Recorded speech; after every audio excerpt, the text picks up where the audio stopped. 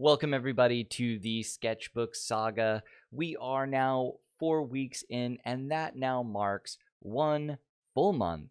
Count it, a full month of accountability and art and drawing and entertainment and catharsis for me, and hopefully a little bit of that for you as you have joined me on my journey learning to draw. So, in the fourth week, kind of what was my goal? What was the wrap up? Well, we have moved away from what I'm going to call the get the feeling for drawing exercises, right? The stuff that focuses more on the theory of art and the how you're looking at the world around you, right? How do I see the corner of my room? How do I see this computer? How do I see this mouse in front of me? And if I can see it, then I can draw it. We've moved away from that because that's kind of introduction of that part of art. Now we've moved to the what I'm going to call nuts and bolts portion of art, right? We're focusing on the building blocks for other things. We're drawing cubes, we're drawing cylinders, we're drawing cones, we're drawing pyramids. Well, cubes and cylinders this week, cones and pyramids next week. I am looking forward to it, I suppose. But that is where we're at, right? We're nuts and bolts, we're practice, we're square for a chest, a tube for a finger, things of that nature. That's really what we're working into. And I think that's a good step forward. It's the goal for the week. So how did we actually execute that? We had 3 drawings and lessons this week, and 2 of them were focused on the work, and 1 of them was focused on the fun. And I will say I recommend that to everybody, right? Focus a little bit on the work, but don't make it too much work. I think I've been talking back and forth with a few of the viewers, and a few of them talking about how, hey, this is accountability, but yes, it could also turn it into work. You want to keep from anything that is a passion becoming work. You want it to be fun because, in all honesty, if you're having fun, if you're enjoying yourself, you are much more likely to actually advance, to build those neural pathways, things of that nature. Okay, so the first one, we're kind of addressing the basics here, right? We're doing shape exercises when we're doing lighting, and we're thinking about our perspective. Those are the things that we're working with when we draw our shapes. So the first shape we drew was boxes. And, this one, the main things that I really thought about were that certain perspectives are actually harder for me, right? You put a box up on a shelf, and for whatever reason, I have a standard box in my head, right? I have a box that looks like a box. It kind of skews off backwards to the right and comes forward. I found that box to be incredibly easy to draw, but when I started to make it above me instead of below me, when I started to have it angled off to the left instead, it didn't really cue in my mind as much, right? I wasn't able to rotate the box. And so thinking of those perspectives as we draw the shapes is really important, right? Because that's what we're going to use as building blocks for other things. You saw that throughout the drawing, and of course I will put that up on the screen as I'm talking about it. But that's the main thing that I saw, is really the thinking about perspective in this one. Of course, it's a shape exercise, so there's not a lot to that. And in all of them, I really tried to make sure I was getting my lighting. I drew a little light on the page and shined it out there, and just intentionally tried to make sure I was getting some shading on these.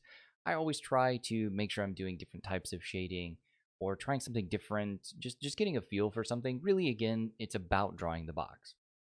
We moved on to cylinders for the phase 2 for the week, and I think I took cylinders maybe a bit too lightly. I find them to be easy or trivial as a general rule, and I think maybe I am underselling the difficulty of that action, and I'm not necessarily drawing a perfect cylinder here.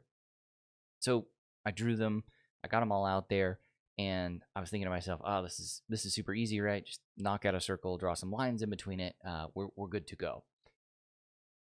The real trick in a cylinder is that the lack of perfection really makes a cylinder look off. And so when you come at it laissez-faire like I did, is that little bit of lack of perception really can make it look off, right? If you draw your 2 parallel lines and you draw a circle in there, and the circle in any way encroaches on those lines or pops out of those lines, you now have 2 lines with a circle drawn on top of them, instead of giving the perspective or the impression of an actual 3-dimensional tubular shape. And also the top and the bottom having the exact same curvature, or if the curvature is different based on the perspective that you're drawing, was really important. And again, that's kind of where I was awkward with it. I think my focus really should have been and continues to be kind of on the end caps and how you're able to tie those in really well.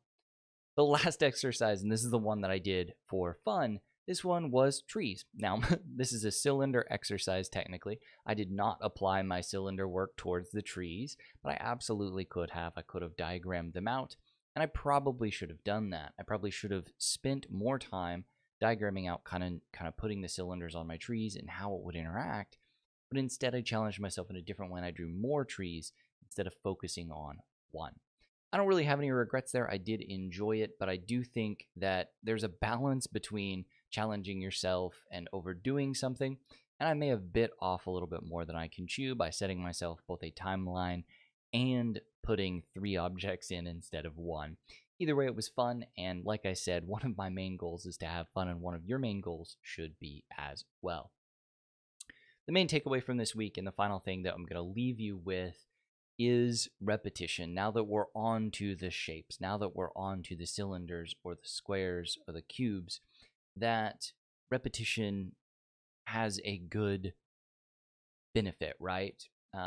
For creative things, you can't necessarily build creativity with repetition. But when it comes to the ability to confidently and quickly draw a circle, when it comes to confidence and quick drawing of the cubes, repetition absolutely does work.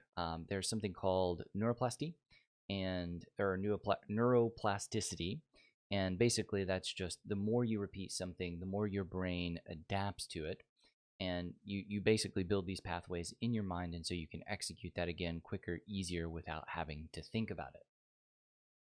This is something that I think is really important for those core shapes, and something that I'd really focus on. If you want to learn more about that, feel free to go ahead and Google that. There's a lot of information out there, and I'm not at all qualified to talk about the science behind it.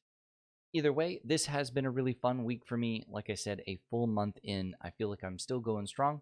I've had a bit of bumps in the road that have kept me behind, but we are getting things done, and I've enjoyed it. So if you stuck around till now, thank you very much for watching, and I'll see you in the next video.